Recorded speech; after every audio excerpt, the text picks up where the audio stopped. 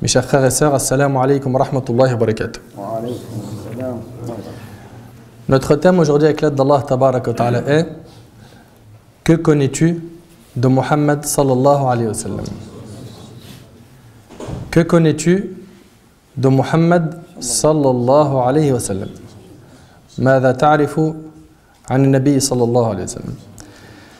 Mon frère, ma sœur, nous allons aujourd'hui vous parler du prophète alayhi salatu wa salam, et sachez que parler de lui est un sharaf, un honneur. C'est un honneur de parler de lui, sallallahu alayhi wa sallam. Et je tiens à vous prévenir à l'avance que quoi que je dise sur le prophète alayhi salatu wa salam, je n'arriverai jamais à vous le décrire comme il se doit, sachant qu'il était l'homme parfait alayhi salatu wa salam. Mon frère, ma sœur, qu'est-ce que tu connais du prophète alayhi salatu wa salam? Que connaissent les gens du prophète alayhi salatu wa salam? Oh, vous les musulmans, que connaissez-vous du prophète sallallahu alayhi wa sallam? Wallahi, je le jure par Allah que si les gens avaient vraiment connu Muhammad sallallahu alayhi wa sallam, ils l'auraient aimé. S'ils l'avaient connu, s'ils avaient cru en lui, ils l'auraient respecté. Je m'adresse à tous les musulmans en leur demandant: que connaissez-vous du prophète sallallahu alayhi wa sallam? Si je donne à chacun d'entre vous une feuille et un stylo,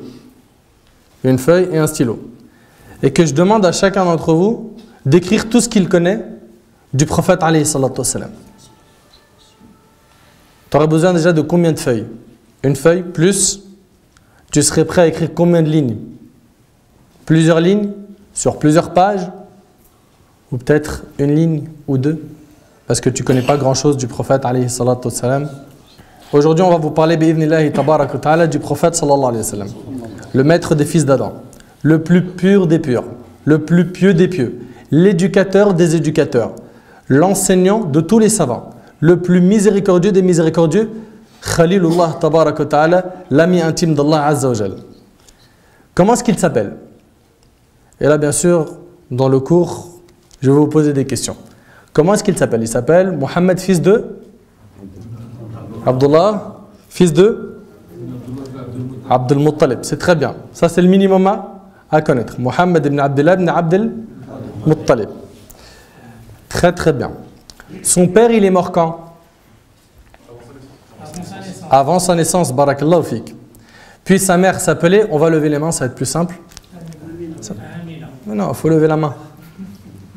Sa mère s'appelait, levez la main, Amina, barakallahu fik. Amina bint Wahb. Elle est morte alors que le prophète alayhi salatu wa salam avait quel âge?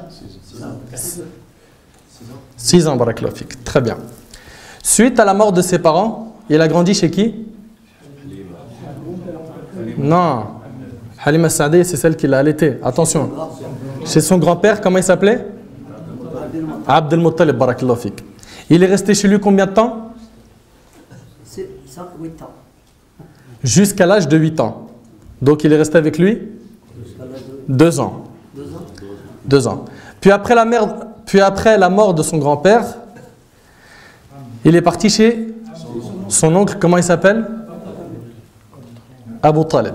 Il l'a pris en charge. Abu Talib, il avait beaucoup d'enfants. À l'âge de 10 ans, environ, le prophète alayhi salatu wa salam demanda la permission d'aller travailler. Écoutez bien. À l'âge de 10 ans, le Nabi sallallahu alayhi wa sallam, il a demandé la permission pour aller travailler. Il a refusé d'être un poids, une charge pour son oncle. Et il s'est mis à travailler et à gagner de l'argent avec la sueur de son front. Allahu Akbar. Il n'aimait pas tendre sa main à quelqu'un. Et d'ailleurs, il ne l'a jamais fait à part pour Allah subhanahu wa ta'ala. Il a grandi où?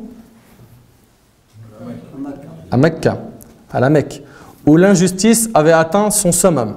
À l'époque, ils enterraient les filles vivantes, ils adoraient les statues, ils consommaient de l'alcool, ils étaient injustes envers les esclaves, la prostitution était répandue à leur époque, et avec toute cette corruption, le prophète alayhi salatu wa salam n'a jamais bu d'alcool.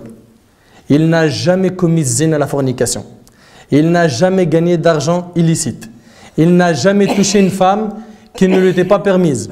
Il n'a jamais regardé une femme qui ne lui était pas permise. Il était pur, sincère, véridique, honnête, digne de confiance. Il avait un excellent comportement au point où les Arabes avant l'islam, comment est-ce qu'ils l'appelaient? As-Sadiq al-Amin. L'honnête, le digne de confiance. Subhanallah, ça c'est avant l'islam. Il s'est marié avec une femme qui était belle, d'un certain rang, quand il a eu 25 ans. Cette femme s'appelait Khadija bint Khuwaylid, radiyallahu anha. Il s'est marié avec elle, il avait 25 ans, elle avait quel âge? 45. 40 ans, barakallahu fikum. 40 ans. Combien d'âge de différence? 15 ans de différence. Et il n'y a pas de problème. Le prophète alayhi salatu wassalam se marie avec une femme plus grande que lui, il n'y a pas de problème. Il alayhi salatu wassalam avait 15 ans moins qu'elle. De moins qu'elle, pardon. Il alayhi salatu wassalam avait 15 ans de moins qu'elle. Mes frères et sœurs, certains parmi les malhonnêtes, pour ne pas dire plus, accusent le prophète alayhi salatu wassalam d'être un homme passionné de femmes, d'être un shahwani, de penser qu'aux femmes. Si tel était le cas, pensez-vous que le prophète alayhi salatu wassalam se serait marié avec une femme plus grande que lui de 15 ans? Non. Si notre prophète alayhi salatu wassalam pensait qu'aux femmes, il aurait épousé une jeune fille ou une femme plus grande que lui de 15 ans? Une jeune fille. Il resta avec Khadija pendant 25 ans, jusqu'à ce que lui il a atteint l'âge de 50 ans. Et il ne s'est pas marié avec une autre femme pendant toute cette période. Khadija radiallahu anha décéda, elle avait 65 ans, radiallahu anha. Il se maria avec aucune autre femme pendant son mariage avec Khadija. Puis il a eu des enfants de Khadija. Ah, voyons voir un petit peu, parce que ces derniers temps, on entend beaucoup de gens qui disent non, on aime le prophète alayhi salam. Le prophète alayhi salam. On a critiqué le prophète alayhi salam. On a parlé sur lui. Taïeb, tu l'aimes beaucoup? Très bien. Qu'est-ce que tu connais de lui? Donne-moi le nom de ses enfants. Doucement. Aïwa, Zainab, Kalthoum, Fatima, Ruqayya, barakallahu fik. Donc, il a eu 4 filles et il a eu des garçons. Il a eu Al-Qasim et Abdullah, et il a eu Zainab, il a eu Ruqayya, Fatima et Kalthoum. D'accord? Tous ses enfants moururent avant lui, sauf Fatima qui mourut 6 mois après lui, sallallahu alayhi wa sallam. D'accord? Il a donc perdu tous ses enfants pendant qu'il était alayhi salatu wa sallam vivant, sauf Fatima qui elle mourut, on a dit quoi? 6 mois après sa mort. Et il a patienté alayhi salatu wa sallam. Muhammad alayhi salatu wa sallam est l'homme chez qui Allah subhanahu wa ta'ala a réuni la beauté du caractère et la beauté physique. Il était beau et il avait un superbe comportement. Magnifique son comportement alayhi salatu wa sallam. Pour ce qui est de sa beauté physique, Anas ibn Malik radiyallahu anhu rapporte, le prophète alayhi salatu wa sallam était ramassé sur lui-même, mais il n'était ni grand de taille ni petit. Il avait plutôt un beau corps et c'est rapporté par Bukhari et Muslim. Et Jabir ibn Samra radiyallahu anhu a dit, je l'ai vu durant une nuit de pleine lune. Tu as vu une nuit de pleine lune, comment la lune elle est belle? Tantôt je le regardais lui, il était vêtu d'une tunique rouge, tantôt je fixais la lune. Mais il surpassait en beauté la lune. Allahu Akbar. Il était plus beau que la lune, alayhi salatu wa salam. Et le hadith il est rapporté par Tirmidhi. Il était le plus beau des gens, le plus propre des gens. Lorsqu'il voulait rentrer chez lui, il sortait son siwak. Hein? Vous savez ce que c'est le siwak? Afin de se nettoyer la bouche. Il était propre, alayhi salatu wa salam. Pareil, au moment de son réveil, lorsqu'il se réveillait, avant de dire Alhamdulillah, alladhi ahyana, ba'dama amatana, wa ilayhi an-nushur, d'abord le siwak. Le siwak, il prenait son siwak et se nettoyait la bouche afin de prononcer un dhikr avec la bouche propre. Anas ibn Malik radiyallahu anhu, il rapporte, je n'ai jamais touché un brocart ni une étoffe de soie plus lisse que la paume de la main du prophète alayhi salam. Sa main elle était lisse, alayhi salatu wassalam. Le prophète, alayhi salatu wassalam, il aimait le parfum. Et il sentait tout le temps bon. Tout le temps. Le prophète, alayhi salatu wassalam, a dormi une fois chez Anas ibn Malik, radiyallahu anhu. Sa mère, elle s'appelait Sulaym. Très bien. La mère de Anas ibn Malik, elle s'appelait Sulaym. Et il lui arrivait de faire des qayloula là-bas. Sulaym, elle a apporté une fois un flacon pour récupérer la sueur, al-araq, du prophète alayhi salatu wassalam. Le prophète alayhi salatu wassalam la questionna sur ce geste. Pourquoi est-ce que tu fais ça? Elle lui a dit, nous allons le mettre dans notre parfum. Nous allons le mettre dans notre parfum. Elle est le plus agréable de parfum. Ta sueur, c'est le meilleur des parfums qu'on a connus. Ça, c'était la sueur du prophète alayhi salatu wassalam. Sa sueur était un parfum, sallallahu alayhi wa sallam. Allah a réuni la beauté du caractère et la beauté physique en lui. Il était beau, il avait le meilleur comportement. Le sourire ne le quittait pas. Et c'est agréable de voir quelqu'un tout le temps souriant. C'est vrai ou pas? Tu vas rencontrer quelqu'un, tu lui serres la main, il est souriant. Tu lui parles, il est souriant. Il te fait une doua, il est souriant. Ah, mahna, Allah al-musta'an. Le sourire, on dirait les dents, c'est une awra. Tu rentres dans la mosquée, tu salam ala al-akh. Il y a une shidda, une ghilva. Il n'y a pas ce contact avec la mahabba.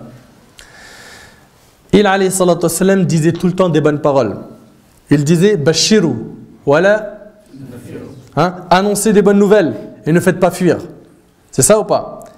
Annoncez des bonnes nouvelles et ne faites pas fuir. Rendez les choses faciles. Yassiru wala tu'assiru. Et ne rendez pas les choses dures. Il se comportait tellement bien qu'Allah Azza wa Jal fit l'éloge de son comportement en disant dans Surat Al-Qalam, Surat 68, verset 4, Wa innaka la'ala khuluqin azim. Allahu Akbar. Tu es d'une moralité imminente. Tu es d'une moralité imminente. Allah Azza wa Jal a fait son éloge. J'ai bien dit, Allah a fait son éloge. Et avec cela, certains perdus se permettent de parler de lui en mal. Wallahi qu'ils ne peuvent pas l'atteindre. Le prophète alayhi salatu wassalam est semblable à un soleil. Qui parmi les humains peut éteindre le soleil? Personne. Allah a élevé sa renommée au point où il n'y a pas une seconde qui passe sans que le nom de notre prophète alayhi salatu wassalam soit mentionné. Est-ce que vous avez compris ça? Il n'y a pas une seconde qui passe sans que le nom du prophète alayhi salatu wassalam soit prononcé quelque part sur terre. Comme vous le savez, chaque minute dans le monde, il y a al-adhan. Oui ou non? Et dans l'adhan, on dit quoi? Ashhadu anna Muhammadan Rasulullah. C'est le nom le plus évoqué sur terre. Le nom du prophète alayhi salatu wassalam est celui qui est le plus prononcé au monde. Il n'y a pas un nom qu'on prononce autant. Mes frères et sœurs, l'appel à la prière n'est valable que si le nom du prophète alayhi salatu wassalam est mentionné. La prière n'est valable que si le nom du prophète alayhi salatu wassalam est mentionné de tashahhud. Tu veux te reconvertir à l'islam? Alaykoum salam. Un non-musulman veut se reconvertir à l'islam, c'est pas accepté s'il ne cite pas le nom du prophète alayhi salatu wassalam. Son nom est associé à celui d'Allah. Dans quoi? Ash-shahada. Dans l'attestation de foi. Cela montre son mérite. Le comportement qu'il dégageait était incroyable. Et parmi les comportements qu'il dégageait le plus, il y avait khuluq ar-rahma, le comportement de la miséricorde. Allah tabaraka wa ta'ala informa que le prophète alayhi salatu wassalam était une miséricorde pour toute l'humanité. Lorsqu'il a dit dans Surat Al-Anbiya, Surat 21, verset 107, wa ma arsalnaka illa rahmatan lil alamin. Nous ne t'avons envoyé que comme miséricorde pour l'univers. Notre prophète alayhi salatu wassalam a été une miséricorde pour les musulmans, les non-musulmans. Il a été une miséricorde alayhi salatu wassalam pour les animaux, les oiseaux, les poissons, les arbres. Il a été une miséricorde pour tout le monde. Nous ne t'avons envoyé que comme miséricorde pour l'univers. Et Allah tabaraka wa ta'ala a dit dans Surat At-Tawbah, Surat 9, verset 128, لَقَدْ جَاءَكُمْ رَسُولٌ مِّنْ أَنفُسِكُمْ عَزِيزٌ عَلَيْهِ مَا عَنِتُّمْ حَرِيصٌ عَلَيْكُمْ بِالْمُؤْمِنِينَ رَءُوفٌ رَحِيمٌ. Certes, un messager pris parmi vous est venu à vous, auquel pèsent lourd les difficultés que vous subissez. Il s'attriste quand il voit les croyants tristes. Il n'est pas bien, alayhi salatu wassalam, quand il voit les croyants tristes. qui est plein de sollicitude pour vous. Ça veut dire qu'il veut pour nous notre bien, qui est compatissant et miséricordieux envers les croyants. Et Allah tabaraka wa ta'ala dit dans Sourate Al-Imran, Sourate 3, verset 159, فَبِمَا رَحْمَةٍ مِّنَ اللَّهِ لِنْتَ لَهُمْ. C'est par quelque miséricorde de la part d'Allah que tu, Muhammad, a été si doux envers eux. Et selon Abdullah ibn Amr ibn al-As, radiyallahu anhuma, le prophète sallallahu alayhi wa sallam a dit, il a dit, ceux qui sont miséricordieux, ar-rahimun, yarhamuhum ar-rahman, irhamu man fil ard, yarhamukum man fis sama. Ceux qui sont miséricordieux, Allah sera miséricordieux envers eux. Soyez miséricordieux envers les habitants de la terre. Celui qui est dans le ciel sera miséricordieux envers vous. C'est rapporté par Abu Daoud et Tirmidhi.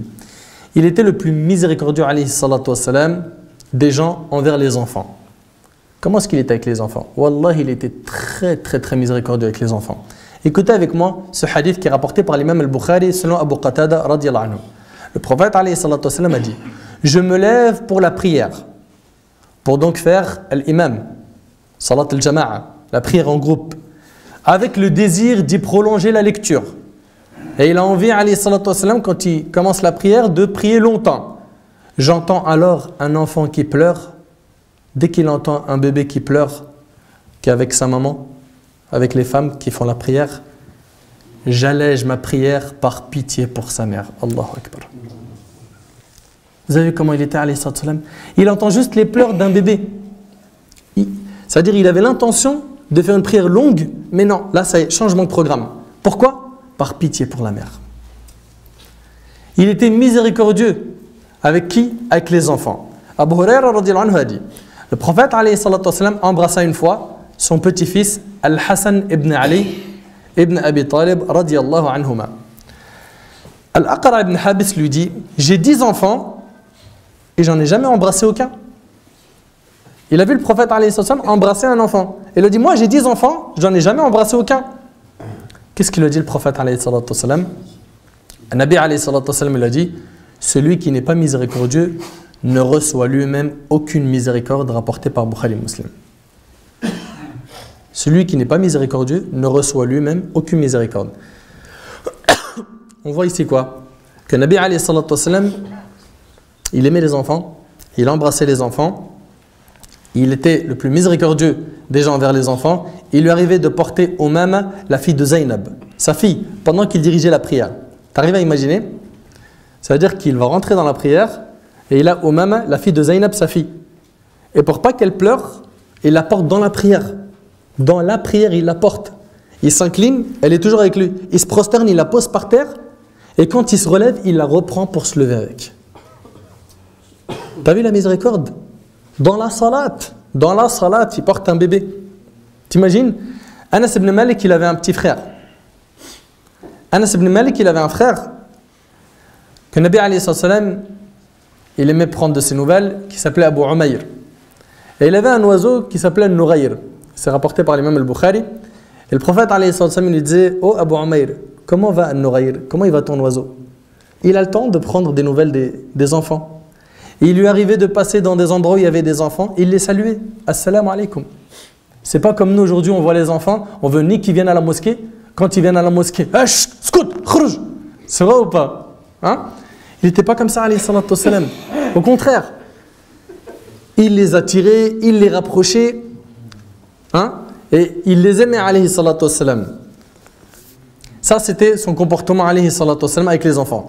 Il est même rapporté qu'une fois, une petite fille a pris sa main et elle l'a prise avec lui et lui, il lui a pas posé la question: où est-ce que tu m'emmènes? Il a continué le chemin et elle est arrivée à un certain endroit, elle l'a laissé, elle est partie. Il lui a rien dit. Pourtant, c'est le prophète, c'est l'imam, c'est le gouverneur, c'est le responsable, c'est lui qui répond aux musulmans, c'est lui qui a le poids de la Ummah sur les épaules. Il aurait pu lui dire: tu m'emmènes où? J'ai pas le temps, va là-bas, va jouer avec les petits. Non. Il donnait à chaque personne son droit, alayhi salatu wassalam. Mais la question, est-ce que là, ce petit échantillon qu'on vient de donner, les musulmans le connaissaient? Tu vois, beaucoup de musulmans, ils connaissent rien de tout ça. Alaykoum salam. Le prophète alayhi salatu wassalam était donc le plus miséricordieux des gens avec les enfants. Et son comportement avec les femmes était extraordinaire. Avec les femmes. Al-Aswad demanda à Aïcha radiyallahu anha, la femme du prophète alayhi salatu wassalam, comment se comportait le prophète alayhi salatu wassalam au sein de sa famille. Les hommes, ouvrez bien vos oreilles, branchez les antennes. Comment est-ce que se comportait le prophète alayhi salatu wassalam au sein de sa famille? Elle répondit, il m'aidait dans les tâches ménagères. Comme ça, il m'aidait dans les tâches ménagères et lorsque retentissait l'appel à la prière, il allait à la mosquée pour l'accomplir, rapporté par le Bukhari. Il ne fatiguait pas sa femme. Il ne fatiguait pas sa femme, alayhi salatu wassalam. Il l'aidait. Et selon Ibn Abbas, radiyallahu anhuma, le prophète alayhi salatu wassalam, a dit, le meilleur d'entre vous est celui qui est le meilleur avec les femmes. Et c'est rapporté par le Hakim. Et avant sa mort, dans Hajjat al-Wada', il a aussi fait une wasiyya bin nisa, n'est-ce pas? Il a recommandé les gens d'être bienfaisants envers les femmes. Le prophète alayhi salatu wassalam était donc miséricordieux avec les enfants, avec les femmes. Il est aussi le plus miséricordieux des gens envers les gens. Lorsqu'il arrivait à Taïf pour appeler les gens à l'islam, quand il a vu qu'à la Mecque son message était refusé et qu'il a cherché donc à faire une nouvelle da'wa, plutôt il a voulu faire da'wa à Taïf son message a été refusé.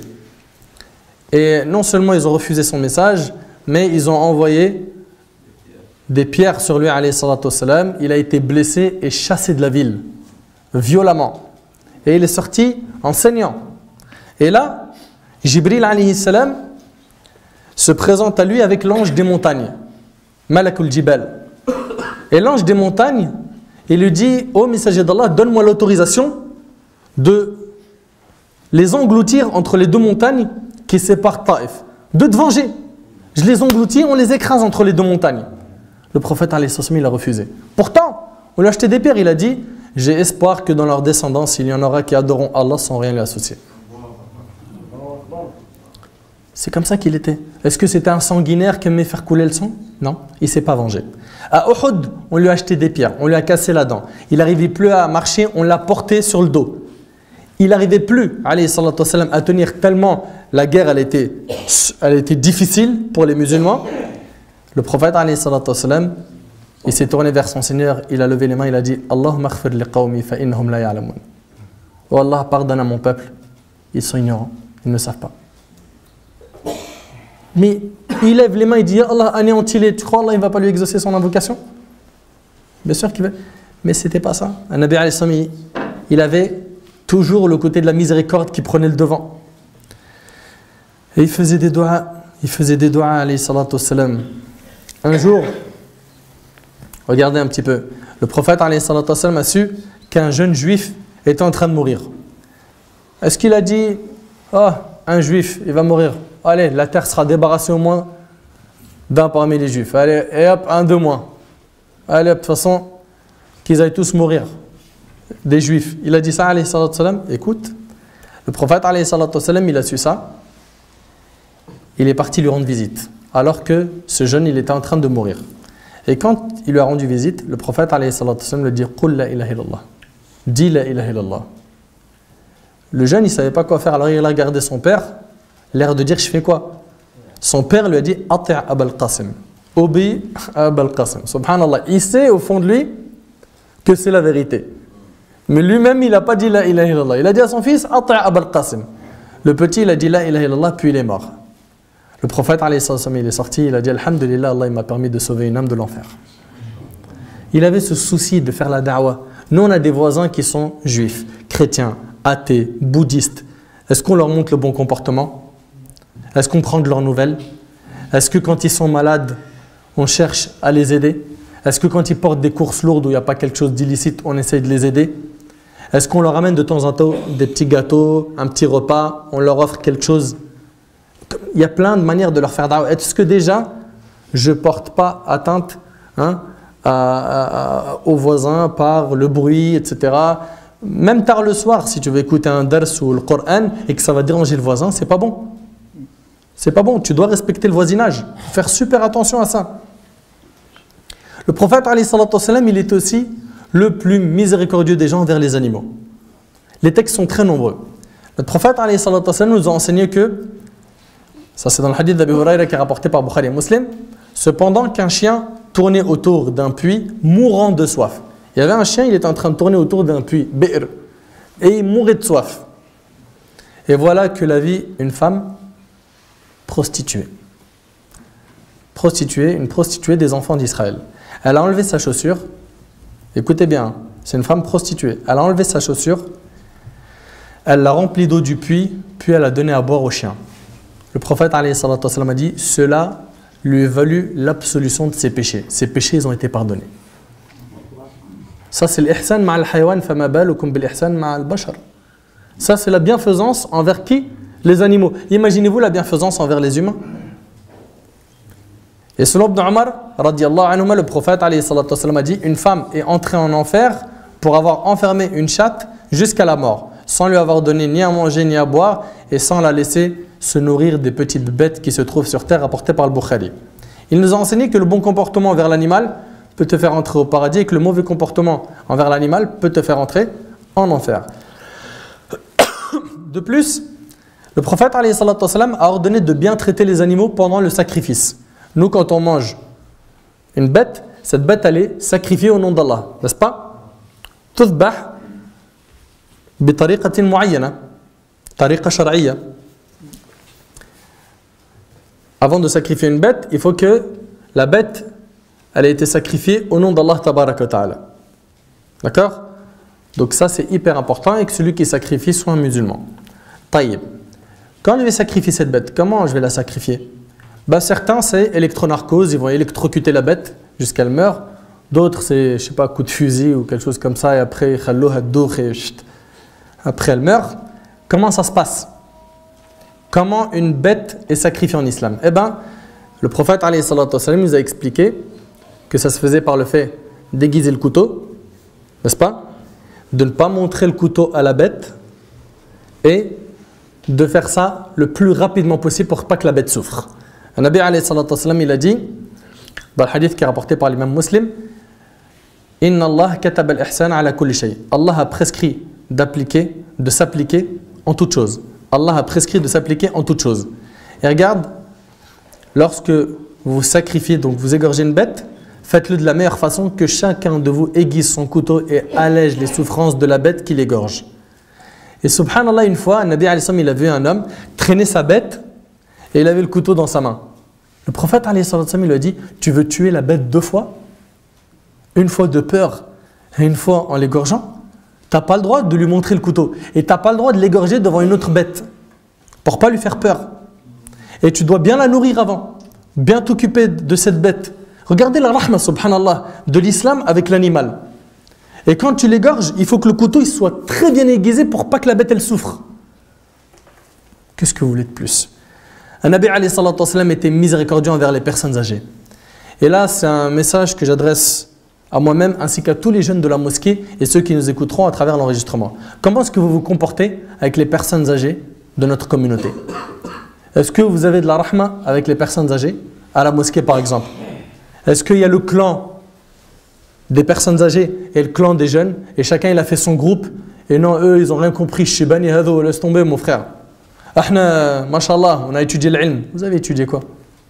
Si tu as du ilm, la première chose que tu dois avoir c'est un bon comportement. Et si tu te comportes mal avec les personnes âgées, c'est que tu n'as pas compris ton ilm. Tu n'as pas compris. Un Nabi alayhi salatu wassalam, il dit dans le hadith de Ubad ibn Samit radiyallahu anhu, ne fait pas partie de notre communauté celui qui n'honore pas les plus âgés parmi nous. Allahu Akbar. Ne fait pas partie de notre communauté celui qui n'honore pas les plus âgés parmi nous. Le hadith il est rapporté par Ahmed et d'autres. Je ne sais pas pourquoi. Pourquoi ça? Tu rentres dans la mosquée, tu as vu quelqu'un de plus âgé que toi qui ne prie pas comme toi, qui lâche les bras et toi tu lâches pas les bras. Tu vas lui faire la guerre? Il fait l'adhan, il a beaucoup de problèmes dans l'adhan ou dans la qira'at, dans le salat. C'est pas comme ça, akhi. Si tu n'as pas d'adab, de ilm, pour aller lui parler bihikma, c'est pas la peine. C'est pas la peine. D'accord? Mais tu viens, tu fais la guerre avec les personnes âgées, tu n'as rien compris.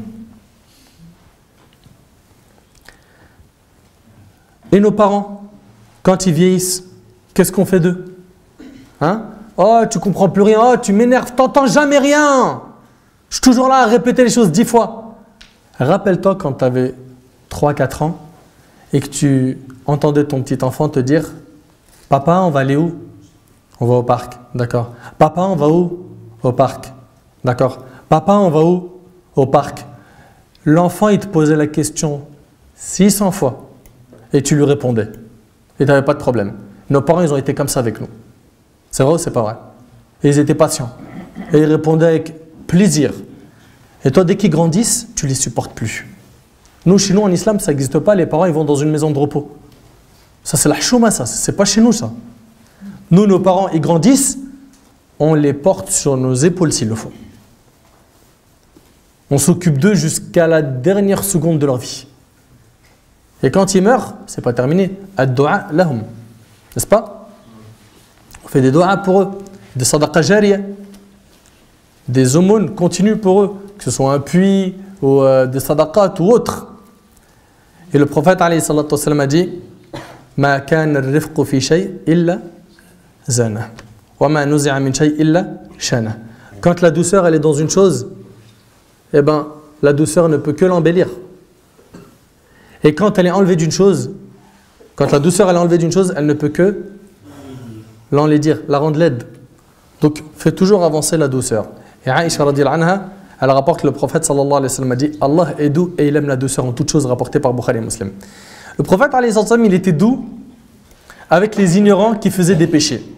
Aujourd'hui, toi tu vois un jeune, il vient dans la mosquée, il te dit ah, frère, t'as vu, moi en ce moment, je fume du shit, je sors encore avec des meufs, t'as vu, ça m'intéresse pas de faire la prière. Comment tu vas réagir? Tu vas lui crier dessus? Tu vas lui dire c'est haram, on est d'accord dessus, et tu vas lui parler d'une manière très sévère au point où il ne va plus venir à la mosquée? Comment est-ce que tu vas faire? Parce que le prophète alayhi salam, il a dit inna minkum la munafirin.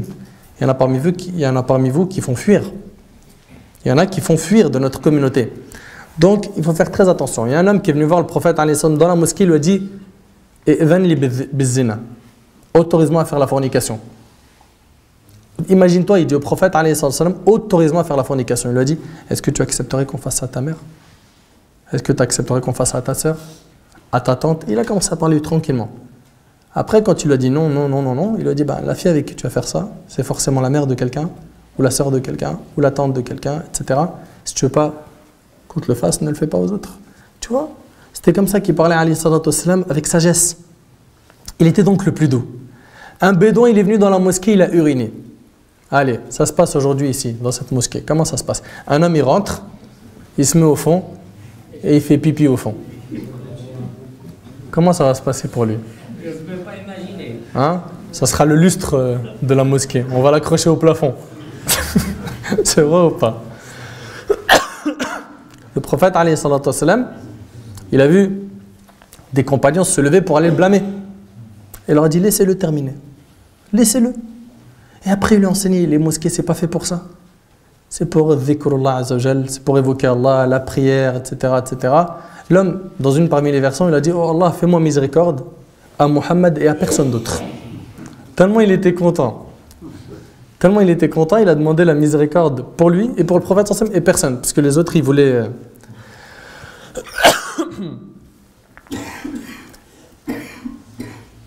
Le prophète alayhi salam était quelqu'un de très généreux. Jabir radiyallahu anhu, il rapporte il ne lui est jamais arrivé de dire non. Il ne lui est jamais arrivé de dire non à quelqu'un. Jamais. Tant qu'il était dans la capacité de donner, il donnait alayhi salatu wassalam. Sahl ibn Sa'd, écoute avec moi ce hadith qui est magnifique.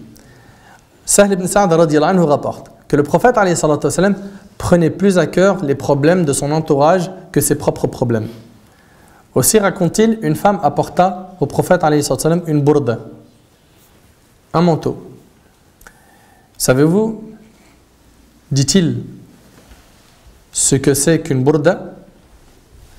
Oui, ils ont répondu. Wa alaykum salam. Oui, lui répondit-on, c'est une pièce d'étoffe avec une bordure tissée. S'adressant alors au prophète alayhi salam, la femme dit, ô envoyé d'Allah, j'ai tissé cette bourda de mes mains pour qu'elle te serve de vêtement. Elle lui a cousu un manteau et elle lui en a fait un cadeau. Le prophète alayhi salam prit ce manteau, parce qu'il en avait besoin. D'accord? Il l'a pris, il l'a accepté.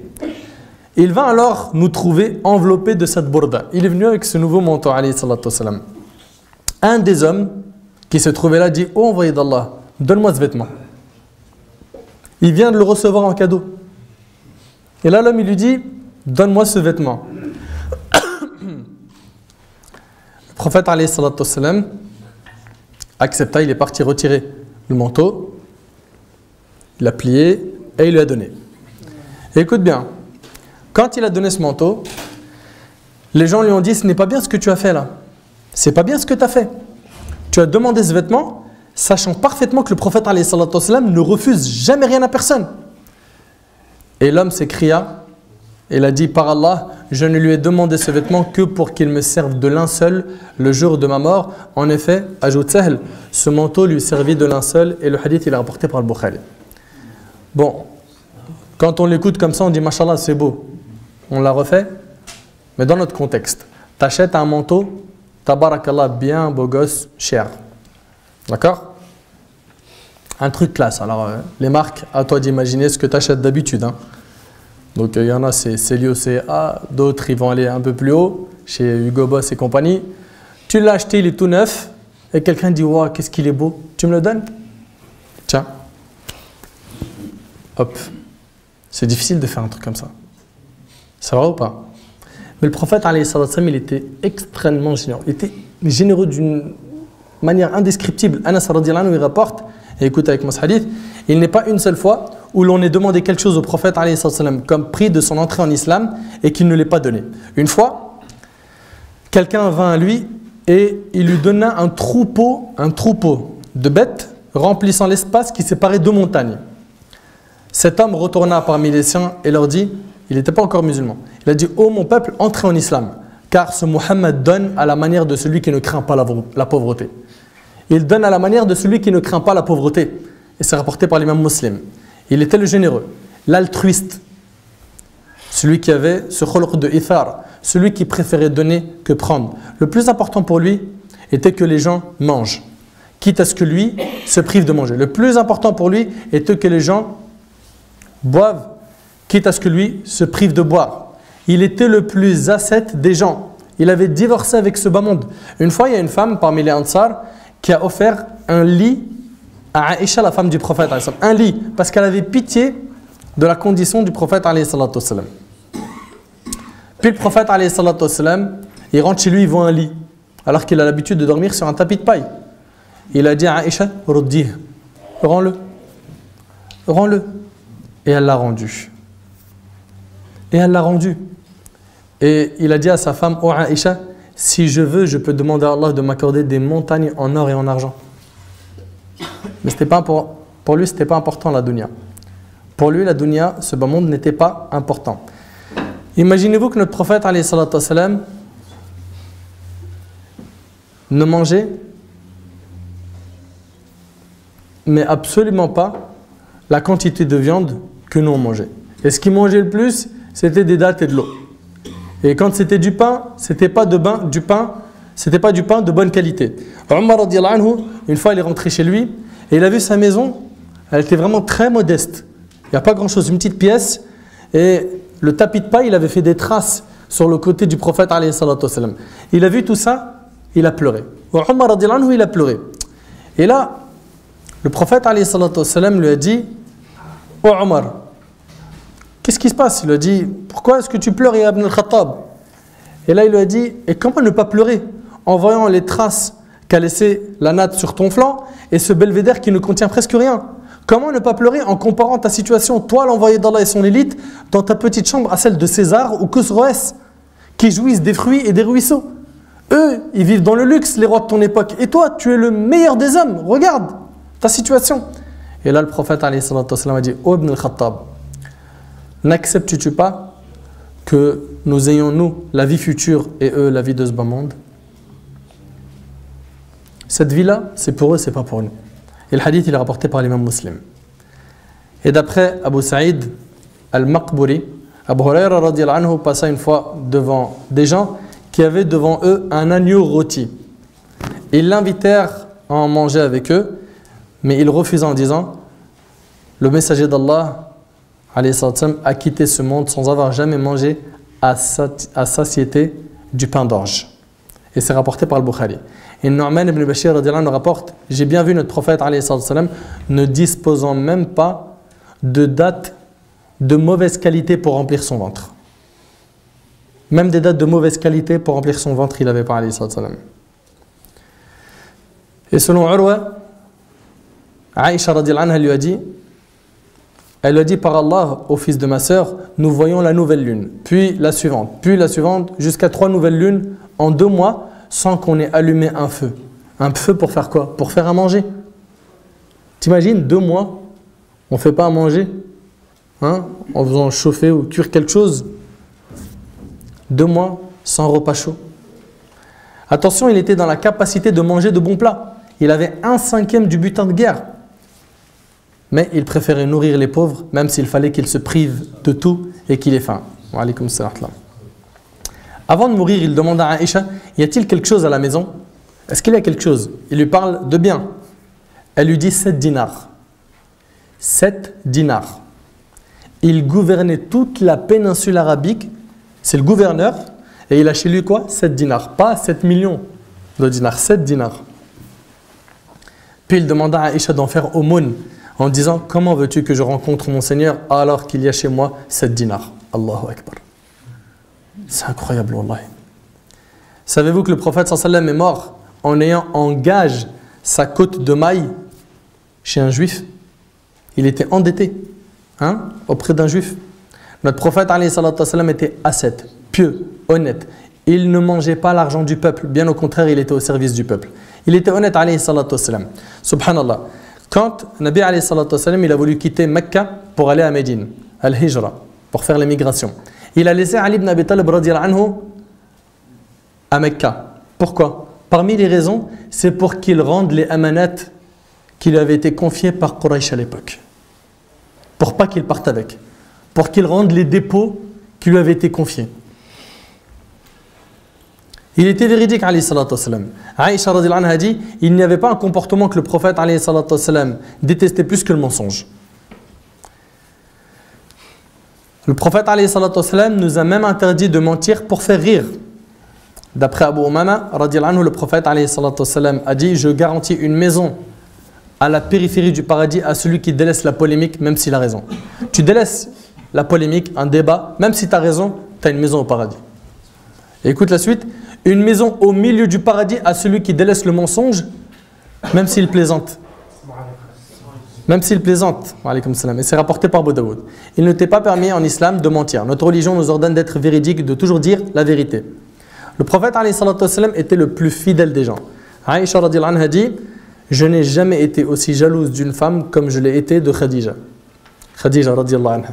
Le prophète mentionna un jour Khadija. Je me mis à la critiquer. C'était une vieille, etc., etc. Et attention, Aïcha radiyallahu anha, elle critique Khadija alors qu'elle était déjà morte, mais parce que le prophète alayhi salam parlait souvent d'elle. Et là, le prophète alayhi salam a dit, Allah ne m'a pas donné à la place meilleure qu'elle. Elle a cru en moi lorsque les gens m'ont renié. Regarde la fidélité. Elle m'a cru lorsque les gens m'ont pris pour un menteur. Elle m'a cru lorsque les gens m'ont pris pour un menteur. Elle m'a fait participer à sa fortune alors que les gens m'en ont privé. Elle m'a donné un fils, des enfants, hein, alors que les autres ne l'ont pas fait. Il était fidèle, alayhi salatu wassalam. Et quand on lui envoyait un cadeau, il disait, faites-le parvenir à cette femme car elle était une amie de Khadija. C'est impressionnant, wallah. Il était le plus juste des gens. Il était très très juste, alayhi salatu wassalam. Avant qu'il meure, il a dit aux gens, quiconque d'entre vous a été victime d'une injustice de ma part, qu'il vienne prendre son droit, je suis là. Sawad ibn Khuzayya lui dit, moi j'ai été victime d'une injustice de ta part. Il lui dit, un jour dans telle bataille, tu étais en train d'aligner les rangs et avec ton bâton, tu m'as poussé en le mettant sur mon ventre. Il a poussé ce compagnon, Nabi Assam, en le mettant sur son ventre, en me disant, aligne-toi bien au Sawad. Et tu m'as fait mal. Je veux qu'on applique la loi du talion tout de suite. Oh, Allahu Akbar. C'est un homme qui dit ça au prophète alayhi salatu wassalam. Le prophète alayhi salatu wassalam lui a dit, très bien, fais ce que tu as à faire. Et pendant ce temps-là, les compagnons étaient sous choc. Oh, quelqu'un qui ose dire ça au prophète alayhi salatu wassalam. Comment est-ce qu'il peut oser dire cela au prophète alayhi salatu wassalam? Puis lorsque le prophète sallallahu alayhi wa sallam, lorsqu'il il se rapprocha du prophète alayhi salatu wassalam, donc Sawad, quand il s'est rapproché du prophète alayhi salatu wassalam, il le prit dans ses bras et l'embrassa et il a dit, je voulais que ton corps touche le mien. C'est tout ce qu'il voulait en fait. Un Nabi alayhi salatu wassalam était très modeste. Il était modeste, il n'a jamais fait preuve d'orgueil. Dans un de ses voyages, il était avec ses compagnons. Puis l'un d'eux dit, moi je vais égorger un mouton. Le deuxième il a dit, moi je vais lui enlever la peau. Le troisième a dit, moi je vais faire cuire la bête. Et le prophète alayhi salatu wassalam a dit, quant à moi je vais vous réunir le bois pour allumer le feu. Et c'est la chose la plus dure. Réunir le bois pour allumer le feu, c'est le plus dur. Le Nabi alayhi salam, il n'a pas dit, je suis le Rasoul, donc je fais rien. Le chef, je m'assois, ils font tout. Non, il était avec eux, tawadua. Il travaillait avec eux, alayhi salatu wassalam. Il ne faisait pas sentir aux gens qu'il était supérieur à eux. Il n'avait pas un habit qui le distinguait des autres. Il s'habillait moins bien que certains. Et il était très modeste, alayhi salatu wassalam. Il refusait qu'on se lève pour lui. Et leur disait, ne vous levez pas pour moi. Ne faites pas avec moi comme on fait au roi. Omar al-Farouq radiallahu anhu, nous rapporta que le prophète alayhi salatu wassalam a dit, n'exagérez pas dans mon éloge comme les chrétiens l'ont fait avec le fils de Maryam, car je ne suis qu'un serviteur. Désignez-moi donc comme le serviteur d'Allah et comme étant son messager rapporté par le Bukhari. Le prophète alayhi salatu wassalam nous a enseigné que celui qui fait preuve de modestie, Allah l'élèvera. Man tawada'a lillah rafa'ah. Et Allah tabarak wa ta'ala a dit dans Sourate Al-Furqan, Sourate 25, verset 62, wa ibadur rahman alladhina yamshuna 'ala al-ardi hawna wa idha khatabahumul jahilun qalu salama. Les serviteurs du tout miséricordieux sont ceux qui marchent humblement sur terre. Ils sont humbles.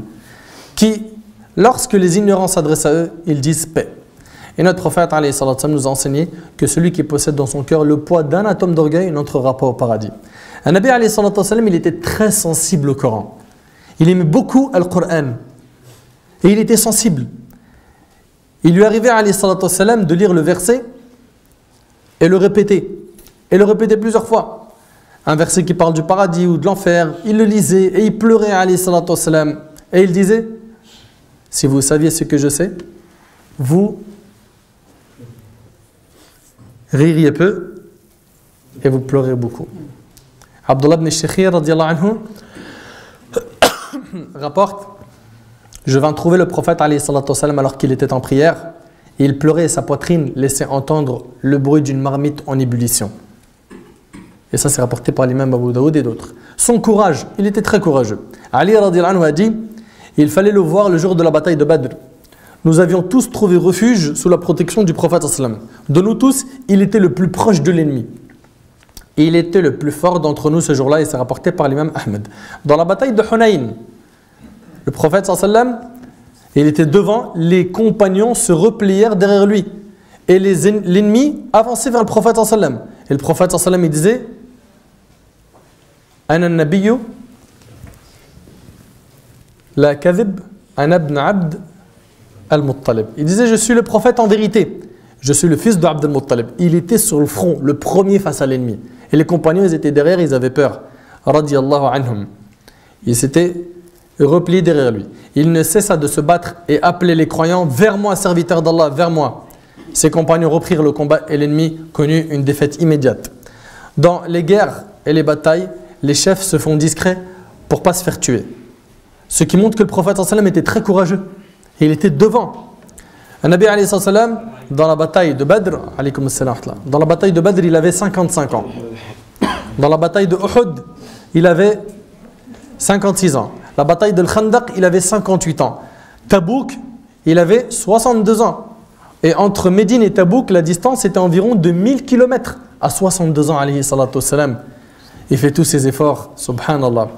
Et avec toutes ces expéditions et batailles, il lisait le Coran, priait la nuit, s'occupait des femmes, alayhi salatu wassalam, des enfants, des compagnons. Il était recherché le jour de sa hijra, mais il était courageux. Dans la grotte de Thawr, il était caché avec Abu Bakr. Et Abu Bakr lui a dit, s'ils penchent juste leur tête, ils vont nous voir. Il lui a dit, Ma baluka bithnayn Allahu thalithuhuma. Que penses-tu de deux dont Allah est leur troisième? Thani athnayn idh huma fil ghar idh yaqulu li sahibihi la tahzan inna Allah ma'ana. C'est cité dans le Coran. Il disait à son compagnon, ne t'attriste pas, Allah est avec nous. Sa pudeur. Il était pudique, alayhi salatu wassalam. Quand il voyait quelque chose qu'il n'aimait pas, cela se voyait sur son visage. Quand il voulait conseiller quelqu'un, il faisait tout pour ne pas l'humilier, ne pas lui faire honte. Quand il voulait conseiller, il disait, il y a des gens qui font ceci et cela. Il disait ça en public. La personne concernée savait que c'était d'elle qu'il s'agissait, mais il ne la pointait pas du doigt en disant, toi, tu as fait ça. Il avait de la pudeur, alayhi salatu wassalam. Quand il mangeait un repas qu'il ne trouvait pas bon, il ne le critiquait jamais. Il ne critiquait pas. Quand c'était bon, il pouvait en faire part. Mais quand il n'était pas bon, il ne disait pas, c'est pas bon ça. Il était poli, alayhi salatu wassalam. Abu Sa'id al-Khudri radiyallahu anhu disait, le prophète alayhi salatu wassalam avait plus de pudeur qu'une jeune fille vierge. Subhanallah. Le prophète sallam avait plus de pudeur qu'une jeune fille vierge. Il n'a jamais commis la fornication. Il n'a jamais touché une femme qui ne lui appartenait pas. Un Nabi alayhi salatu wassalam n'acceptait pas l'aumône. Il était patient. Une montagne de sabr. Il s'est fait insulter, calomnier, frapper. On a tué son oncle Hamza à Uhud. Il a patienté face à la douleur de la faim. Comme Al-Khandaq où il a attaché des pierres dans son ventre. Certains compagnons lui ont dit qu'ils avaient une pierre dans le ventre, Al-Khandaq. Il leur a montré que lui, il en avait deux qui étaient attachés à son ventre tellement il avait faim. Il avait plus faim que, sallallahu alayhi wa sallam. Il a perdu son père, sa mère. Il a patienté. Il était miséricordieux dans tout, même dans la guerre. Il recommandait dans la guerre de ne pas toucher aux femmes, ni aux vieux. Quelqu'un d'isolé, quelqu'un qui est dans un temple en train de faire des adorations, les enfants. Il n'était pas comme ça, alayhi salatu wassalam. Et quand on regarde aujourd'hui, à quoi ressemblent malheureusement les guerres, le nombre de morts, un Nabi alayhi salam lui-même, de sa propre personne, ce qui est rapporté, c'est que de toutes ces batailles, 27 batailles, il n'a tué qu'une personne de sa main. 27. Aujourd'hui, regardez un petit peu le résultat de la bombe atomique, par exemple. Alors, est-ce qu'il était un sanguinaire qui aimait faire couler le sang? Il aimait le bien pour les gens. Il voulait le bien pour les gens. Il nous a appelés à parler bien avec les gens. Allah tabaraka wa ta'ala a dit dans Surat al-Baqarah, Surat 2, verset 83, « Wa qulu linnasi husna » et dites aux gens de bonnes paroles. Et le prophète, alayhi salatu wassalam, il a dit « Innama bu'ithtu li'utammima makarim al-akhlaq » j'ai été envoyé pour parachever les nobles caractères. Mes frères et sœurs, chaque musulman doit être un ambassadeur de l'islam. Nous sommes les élèves de Muhammad, alayhi salatu wassalam. Il s'agit de notre enseignant, alayhi salatu wassalam. Mes frères et sœurs, parler du prophète, alayhi salatu wassalam, de manière complète ne se fait pas en un dars d'une heure. Il nous faudrait plusieurs vies pour cela. Mais la morale, c'est qu'aujourd'hui, tu as écouté quelques informations sur le prophète, alayhi salatu wassalam. Peut-être que tu as appris à découvrir des qualités qu'il avait que tu ne connaissais pas. Continue, Inch'Allah, après cette conférence, à apprendre sur le prophète, alayhi salatu wassalam. Parle de lui auprès de tes proches, les gens de ta famille, père, mère, épouse, frères et sœurs, enfants, et après les voisins, et agrandis le cercle, car c'est le modèle qui a été envoyé pour l'humanité, et qu'Allah subhanahu wa ta'ala nous facilite d'apprendre sa biographie, et surtout de le suivre, de suivre sa sunna, et qu'on puisse le rencontrer yawm al-qiyamah, en étant heureux d'avoir pratiqué sa religion. As'Allah tabarak wa ta'ala an yanfa'ni bi qult wa an yanfa'akum bima sami'tum. Aqulu ma tasma'un wa astaghfirullah li wa lakum. Hadha wallahu a'lam. Subhanakallahumma bihamdik. Ashhadu an la ilaha illa anta astaghfiruka wa atubu ilayk. Jazakumullahu khair. Wassalamu alaykum wa rahmatullahi wa barakatuh.